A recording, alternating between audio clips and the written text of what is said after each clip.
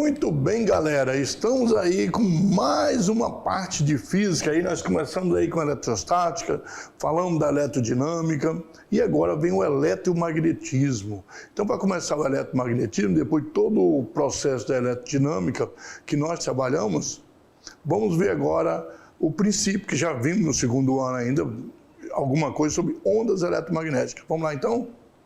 Ok, olha aí. Ondas eletromagnéticas, já começamos na aula anterior, né? Então, continuando agora o assunto, você tem o espectro eletromagnético, as ondas de rádio, micro-ondas, infravermelho, ultravioleta, raio-x e raios gama. Essas ondas estão dentro do espectro eletromagnético, são todas ondas eletromagnéticas. No segundo ano a gente já viu isso aí, mas agora estamos aprofundando um pouco mais, porque vamos trabalhar o eletromagnetismo, tá?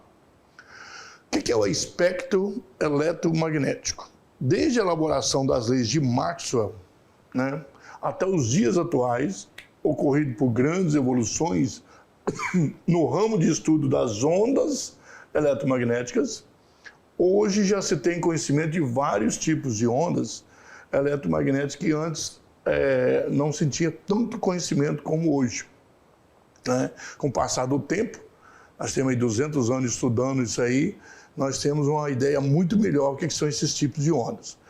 E todas elas pertencem à mesma natureza eletromagnética. Tem mecânica, né? Nós temos as ondas mecânicas e as eletromagnéticas. São constituídas de campos elétricos e campos magnéticos. Por isso que a palavra é eletromagnético. Então, pessoal, olha bem, a palavra eletromagnética diz o seguinte: elétrico e magnético. Tem um campo elétrico e tem um campo magnético. E eles ficam se alternando, né, em 90 graus um com o outro, de tal maneira que quando tem um campo elétrico e depois um magnético, um elétrico e um magnético, alternando. Por isso são ondas eletromagnéticas, tá? Cadê esses dois campos? Já falamos sobre os campos magnéticos e o campo elétrico. Vamos lá, então. Lembrando que por isso que é eletromagnética. Esse espectro que é eletromagnético é o arranjo obtido quando os vários tipos de ondas eletromagnéticas estão ordenadas, né? Tem uma certa ordem de frequência ou de ondas, de comprimento de onda, levando-se em conta a sua frequência ou o seu comprimento de onda, tá? Ou seja, na verdade é o intervalo completo da radiação eletromagnética e contém as ondas de rádio, as micro-ondas, lembrando que a onda de TV são ondas de rádio, né, que a gente chama, que leva à televisão, o infravermelho, ultravioleta, raio-x e radiação gama. Algum deles aí vocês já ouviram falar, né, pessoal, de maneira tranquila. Quando você tem um aparelho de micro-onda, porque eles liberam ondas micro-ondas, tá? Mas não é utilizado só nesse aparelho de micro-onda.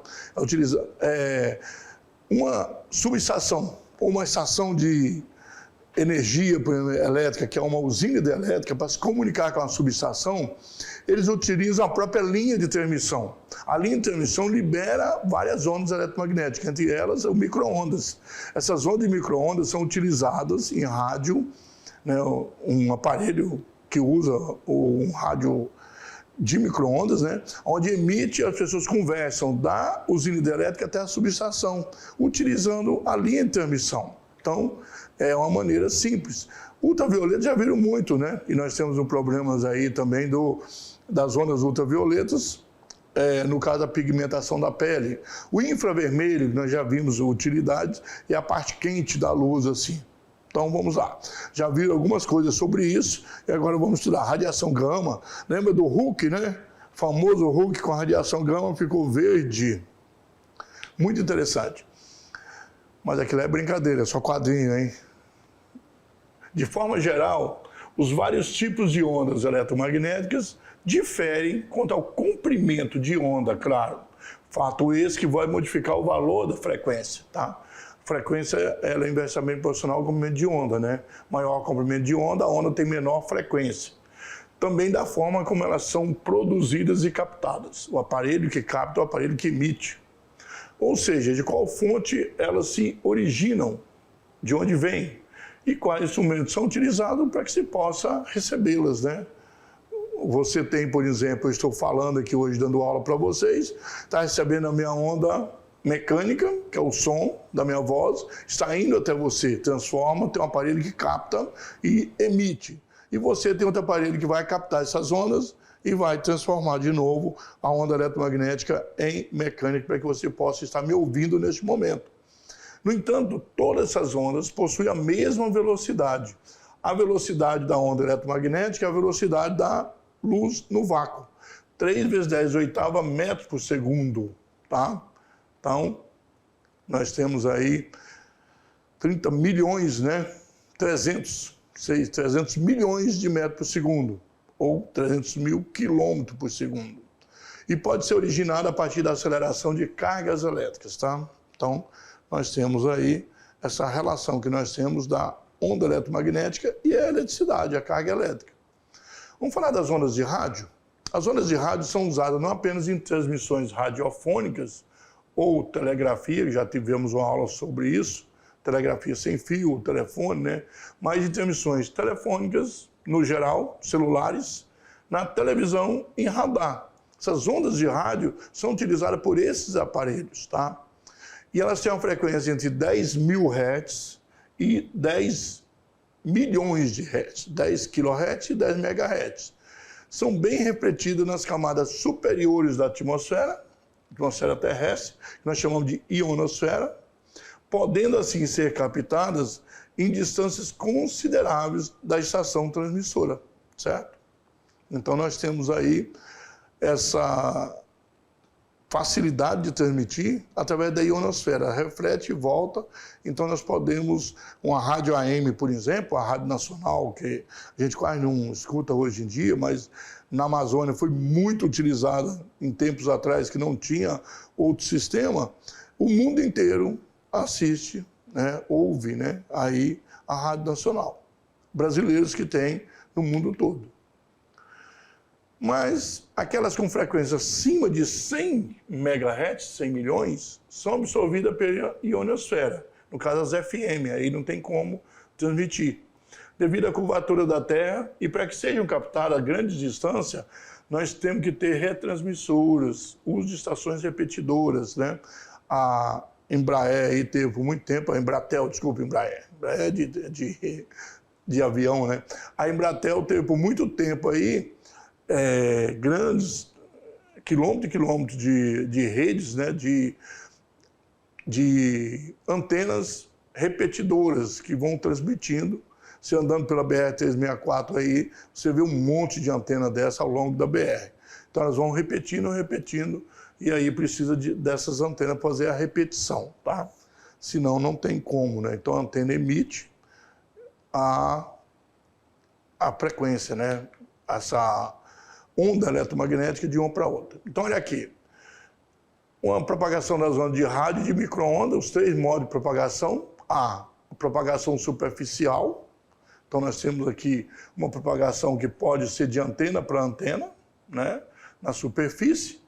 Nós temos aqui uma reflexão da ionosfera, no caso da B, vai aqui, reflete e manda para uma outra antena ou para sua casa, né? E o receptor tem que ver o emissor. Então aqui, ó, cada emissor, tiver um emissor aqui, o receptor tem que enxergar ele. Com a curvatura, esse aqui, por exemplo, né, nós teríamos aqui até, mas se tivesse um outro do outro lado da Terra igual a esse aqui, não poderia mandar para cá, ó. Então você vê que aí nós temos, vamos ver até onde poderia ir esse aqui, por exemplo, ó. Tá vendo? Então aqui vai refletir, alguns objetos não vai conseguir passar. Nem esse vai conseguir perceber, porque aqui tem objeto, tem prédio, tem morro, e esse aqui não vai conseguir pegar desse aqui direto. Então, devido à curvatura da Terra, isso prova também, esse sistema, que a nossa Terra é redonda e não é plana, como muitas pessoas tentaram dizer nos últimos anos, tentando dizer que a Terra é plana. Portanto, se a Terra fosse plana, nós não precisaríamos de um sistema de antenas desse. Porque aí é só mandar de uma antena para outra, não precisava de ficar emitindo para a ionosfera, certo? Mais uma prova da nossa Terra redonda aí. No Brasil, a destinação e a atribuição das faixas de frequências são regulamentadas pela Agência Nacional de Telecomunicações, que é a Anatel, né? E algumas dessas faixas são dedicadas às tecnologias wireless, que é a sem fio, né? Fala da nossa internet sem fio. E usadas, por exemplo, em aviões, controles remotos, mais perto, né? Remoto de garagem, por exemplo, você chega com o carro, né? Abre a sua garagem, sistemas de alarme, né? Os telefones sem fio, nós temos celulares hoje, as babás eletrônicas e brinquedos, né? Já falou de controle remoto aí, de garagem também os brinquedos de controle remoto. Então, utilizamos aí faixas de frequências e outros para televisão, outros para rádio, assim por diante, para não ficar confundindo. Senão você emite aí, começa a embaralhar as coisas, né? Tem que ter uma faixa de frequência de emissão, tá? Todos podem ser utilizados na mesma faixa, só que aí se a Anatel não organizar isso aí, pessoal, olha bem, se a Anatel não organiza, cada um emite aí tanto a televisão como o rádio na mesma frequência. Começa a embaralhar sinal. Mesmo a televisão, se você tem uma emissora de televisão, uma emissora de rádio, ela tem uma faixa. Por exemplo, a FM é muito comum, é 94, a outra é 96, 97, 93. Cada uma tem que estar numa faixa. Porque as faixas, se forem iguais, começam a embaralhar e você recebe as duas. Você vai receber as duas e aí você não entende o que estão falando. Então, precisa regulamentar quando você tem posse aí de uma rádio, de uma televisão, de um jornal qualquer que você quer emitir, você precisa ir lá e dizer a mesma frequência. A internet já não precisa disso, porque aí o aparelho que recebe, você seleciona aquele sinal que foi emitido. Então fica mais fácil, tá? Você vê aí no seu computador e tudo, então não tem esse problema, né? Vamos lá, então? Os dados são emitidos e você capta os dados que você quer. Tanto que você abre uma página, depois você abre outra página, aí o programa de internet, você tem o sistema para poder abrir o lugar que você quer. Então não precisa de frequências diferentes igual a televisão ou a rádio. Tá aí, ó, controle remoto, né? O babá eletrônica, o carrinho de brinquedo, ok? E micro-ondas. As ondas micro-ondas, onda eletromagnética, né, cujo comprimento estão em 1 metro e 1 milímetro, também são usados em telecomunicações e são gerados em válvulas eletrônicas especiais, são bem mais caras, mas os militares utilizam, né, facilita aí para eles, porque aí ninguém tem acesso a receber, né, interceptar tão facilmente essas ondas. E no campo das telecomunicações são empregadas para carregar informações de sistema de telefonia e de televisão. Então, utiliza porque elas são, para certas quantidades de dados, compensa, que são mais caros também para montar esse sistema. A grande desvantagem da micro-onda é que o sinal não sofre reflexão na atmosfera e, por esse motivo, elas não podem ser captadas além da linha do horizonte. Certo? Então, como a curvatura da Terra não permite, então, tem que ser direto de um ponto a outro, né? A eletricidade, ela pode carregar essas informações. Já existiu até um projeto pensando nisso, de televisão e tudo, você só ligar a televisão na tomada e não precisar de receber por satélite. Mas até agora não funcionou ainda, tá? A vantagem da utilização das micro-ondas é que elas transportam mais informações, tá, que as ondas de rádio. E por terem maior frequência, uma vez que a quantidade de informações transmitida é proporcional à frequência. Quanto maior a frequência, maior a quantidade de informação. Repete mais vezes por segundo, então as informações chegam mais rápido, né? Mais quantidade por segundo, ok? Então nós temos aí agora... As micro-ondas são classificadas como radiação não ionizante, pois os seus efeitos são estritamente térmicos e, portanto, não alteram a estrutura molecular do material quando exposto por ela, certo? Radiações ionizantes, elas já causam problema na estrutura da matéria, que ela pode mudar. Nós temos o ultravioleta, com a pigmentação da sua pele, pode causar câncer de pele. Você vai para a praia, fica bronzeado por causa do ultravioleta, queima a sua pele. Se for demais, pode mais tarde ter câncer. Os raios-x, nós sabemos os perigos deles, né? Vai fazer uma fotografia em raio-x, tem que se cuidar, não pode fazer muitas por ano. E as pessoas também não podem estar expostas àqueles que trabalham com os aparelhos de raio-x. Os raios gamas não é muito utilizado para a gente, mas em laboratório, podem ter ação cancerígena, por isso que eu falei. Quando incide sobre os tecidos vivos, radiações podem provocar mutações nas células, tornando elas cancerígenas. Então, ultravioleta, raio-x, raios gama. Nós temos uma proteção que a camada de ozônio protege contra o ultravioleta. O infravermelho é muito quente e causa queimaduras, né? As micro-ondas são geradas e usadas em um grande número de aplicações. E como resultado, a maioria das pessoas acaba expondo a um baixo nível de radiação, assim como para outras novas tecnologias e materiais.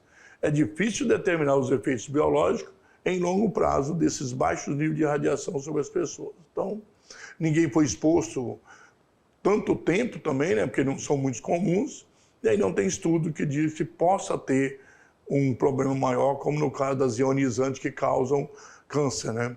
Por esse motivo, as leis americanas limitam a exposição de pessoas a um nível de radiação de micro-ondas de até 5 miliwatts por centímetro quadrado. Valor que muitos consideram ainda demasiadamente alto, poderia diminuir ainda essa potência, tá? Mas não tem estudo nenhum que possa ainda dizer que causa malefícios a exposição dessa maneira. Nós temos aí as antenas, né, para emitir micro-onda, e o micro-ondas em casa, que utiliza as ondas dentro dele. Esse micro-ondas não tem perigo para a gente, porque as ondas micro-ondas estão retidas dentro dele e utiliza para, como ela é térmica, né, ela esquenta as moléculas de água, essas moléculas de água esquentam o alimento. Então, tá aí, ó. E o infravermelho? É um tipo de radiação eletromagnética que possui frequência menor que a da luz.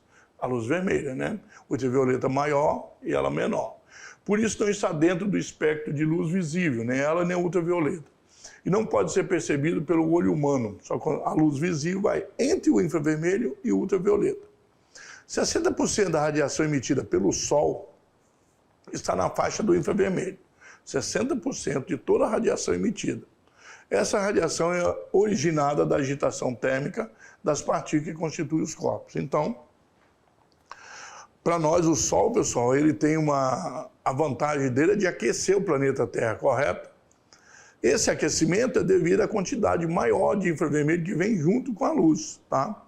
Então, as cores mais próximas do infravermelho, que é o vermelho, são chamadas de cores quentes, e do lado do ultravioleta, cores frias, né? Tá?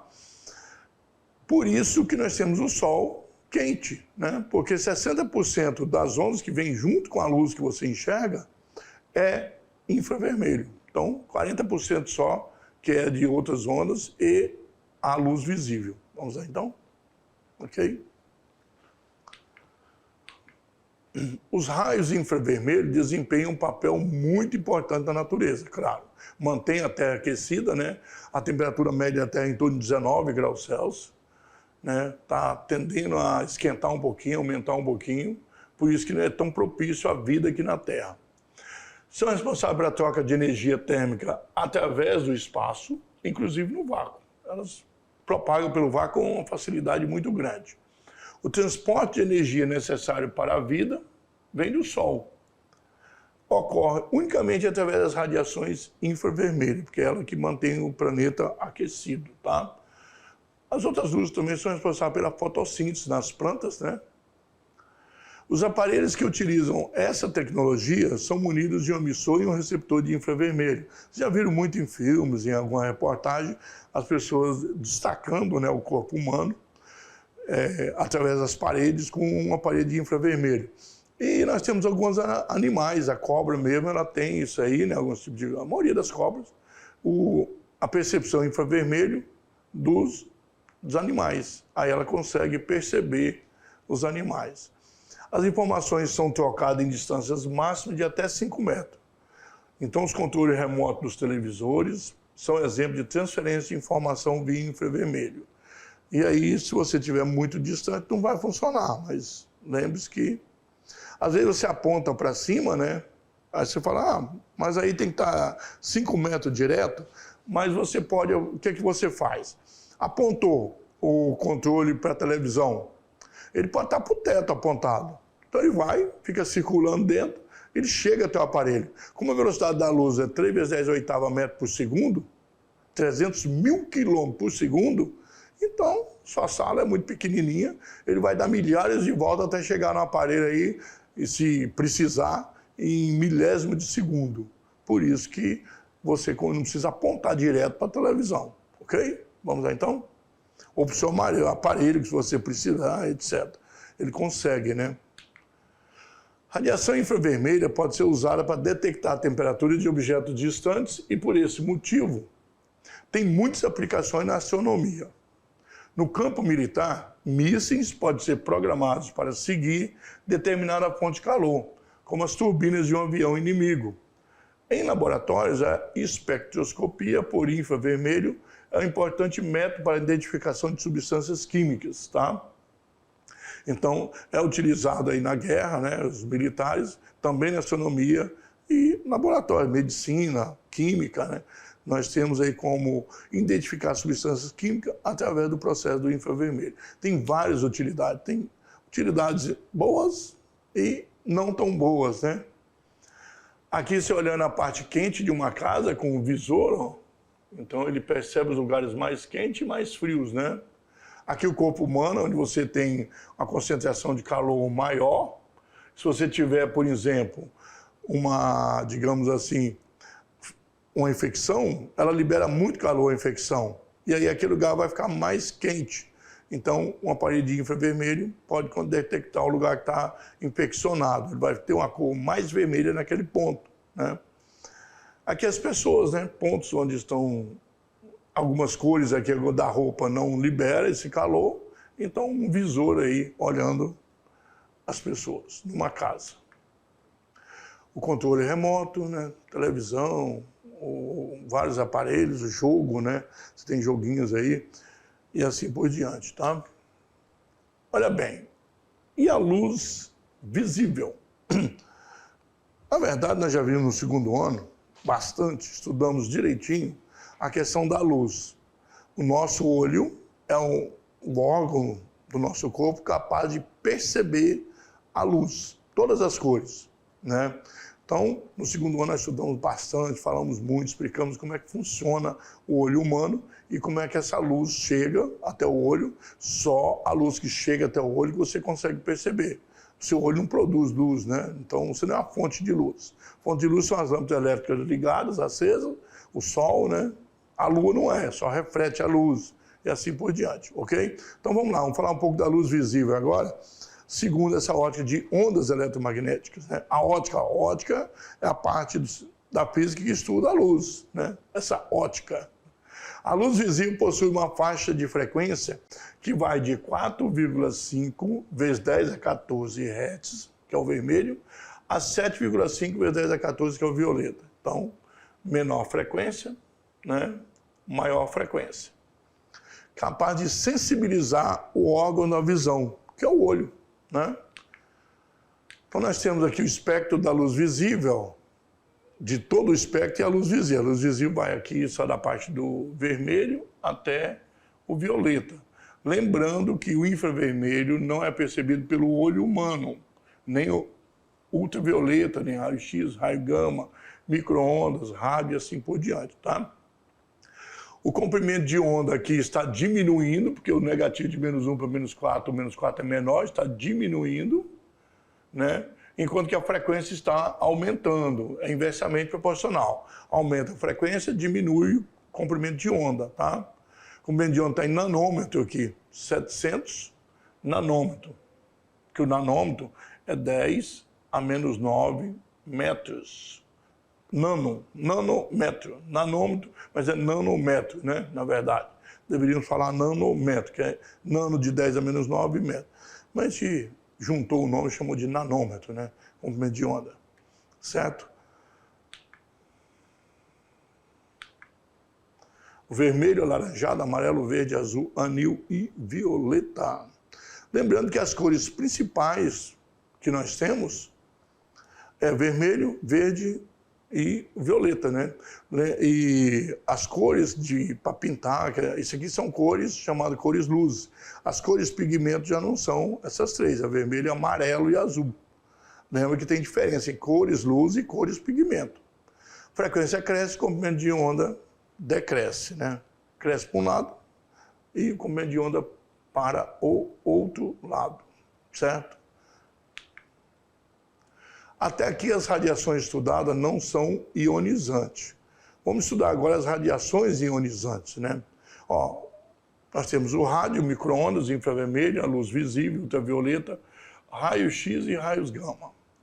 O comprimento de onda vai de 10 a terceira, que são uma escala aproximada de comprimento de onda, um edifício, 10 a terceira são 1000 metros, nós temos grandes edifícios aí, né? Os humanos, borboleta 10 a menos 2 metros, que está em centímetros já, né? Ponta da agulha 10 a menos 5 metros, já está aí abaixo de milímetro, né? Protozoários 10 a menos 6, moléculas 10 a menos 8, átomos 10 a menos 10, o núcleo atômico 10 a menos 12. Para ter uma comparação de tamanhos aí. Os raios gamas, nós estamos nessa faixa aqui de pequenininha, você pode ver que aqui a frequência repete muito mais vezes, né? Radiação não ionizante é até aqui na luz visível, tá? Quando chega no ultravioleta já são ionizantes. O infravermelho ele queima a pele, mas não ele pode causar o câncer de pele porque queima, né? E mata a célula, mas não por ionização. No caso do ultravioleta não queima nada, mas mexe com as suas moléculas, é tanto que a sua cor muda. Você fica mais vermelho, fica mais dourado, né? Que a gente fala lá que você foi bronzear, né? Então, radiação não ionizante, ionizante, tá? Opa! Nós temos agora, passando rápido aqui, nós temos aí para vocês, vamos falar um pouquinho, né? Um videozinho para mostrar para vocês aí um pouquinho que a professora Deise gravou para vocês. Vamos lá?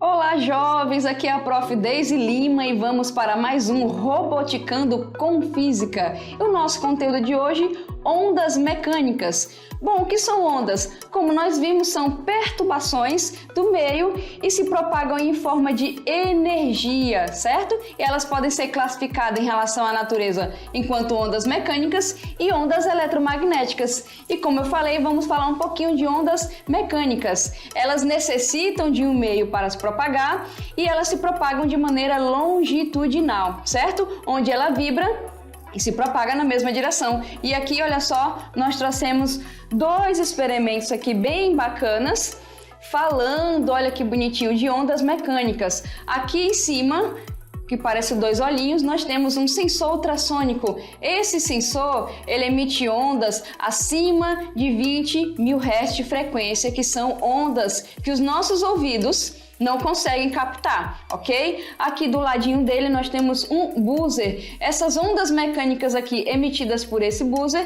podem sim ser captadas pelo ouvido porque elas vão de 20 Hz a 20.000 Hz, ok? Então como é que nós vamos saber se esse sensor está emitindo um ultrassom? Eu vou colocar perto aqui um anteparo e toda vez que eu mudar essa distância do anteparo, eu vou ter uma luzinha dessa daqui, ó, do LED acendendo, ok? Então como é que funciona?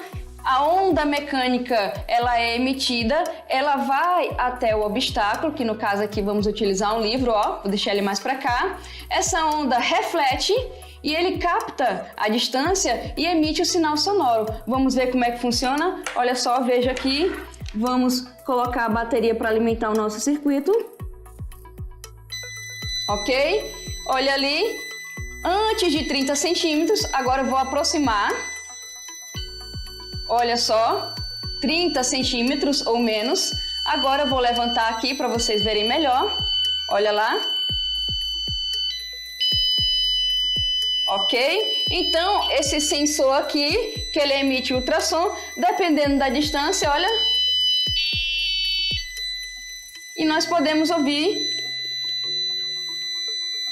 um aviso sonoro. Outro experimento bem bacana, pessoal, olha só, utilizando esse mesmo dispositivo aqui, ó, que é o buzzer, é o outro aqui para a gente trabalhar, vejam, com proximidade. Então, por exemplo, olha só, vou colocar aqui, posicionar melhor para vocês. Então tá aqui, se você colocar um sensor desse na sua porta, ele vai emitir aqui o infravermelho, certo? Ele vai emitir aqui o infravermelho, ok? Vou afastar aqui. O que vai acontecer? 80 centímetros vai aqui, ó, disparar o sinal sonoro, ok? Então aqui também trabalha, olha só, infravermelho, onda eletromagnética. Então vamos ligar aqui para que vocês possam ver como é que funciona, ó. Então tá aqui, ó. Ele tá ali, certo? Agora eu vou colocar alguma coisa antes de 80... Opa, movimento.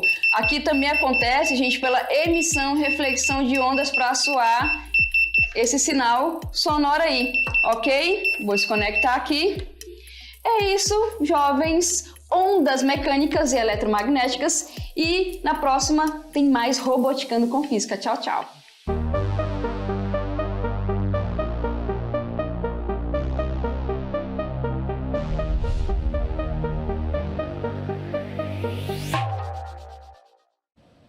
Bom, pessoal, vocês viram aí a professora Deise, né, falando aí com o projeto Arduino sobre as ondas eletromagnéticas, a detecção aí, né?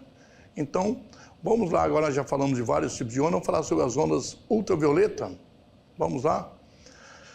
Essas ondas ultravioleta, a radiação ultravioleta, ela é uma radiação ionizante, tá? Então, ela é perigosa, né? Sabe que produz até o câncer de pele aí. Ela tem um comprimento de onda menor que o da luz violeta visível, aquela que nós podemos ver, essa não é ionizante. O Sol emite grande quantidade de radiação ultravioleta e a maior parte é absorvida pela camada de ozônio que envolve a Terra. Então é muito importante cuidar da camada de ozônio, porque vários gases que nós produzimos aqui, eles acabam diminuindo essa camada e a quantidade de ultravioleta que passa é muito maior do que deveria. Não tomar sol aí, né, das 10 até as 4 da tarde, são o período que tem uma quantidade de ultravioleta muito maior. As frequências dessa radiação são superiores à região visível ao olho humano. Nós não vemos, mas sentimos na pele, literalmente. Essas radiações são emitidas pelos átomos quando excitados, como em lâmpadas de vapor mercúrio, hidrogênio, né, o mercúrio é o símbolo químico de mercúrio, acompanhando a emissão de luz. Por não serem visíveis, os raios ultravioletas podem causar sérios danos à visão humana. Até porque você olha para ele, não percebe nada, né, que está tendo uma grande quantidade. Se você olhasse ele prejudicasse, você ia tirar o olho e não ficava olhando direto, né? Então, essa é a questão, tá? Incidente de radiação ultravioleta, olha bem no planeta, né? De 0 a 21 aí, uma lâmpada de mercúrio, né? Vapor de mercúrio, tá em inglês aí, né? Mercury Vapor Lamp. Aí você tem aqui a emissão, quando está gravando aí com um aparelho que possa perceber essa luz, tá? Captar essa luz e a gente poder gravar e enxergar. As máquinas foram proibidas em 2009 pela resolução da Anvisa, as máquinas de bronzeamento artificial, porque elas aumentavam muito o câncer de pele, que é o mais comum no Brasil.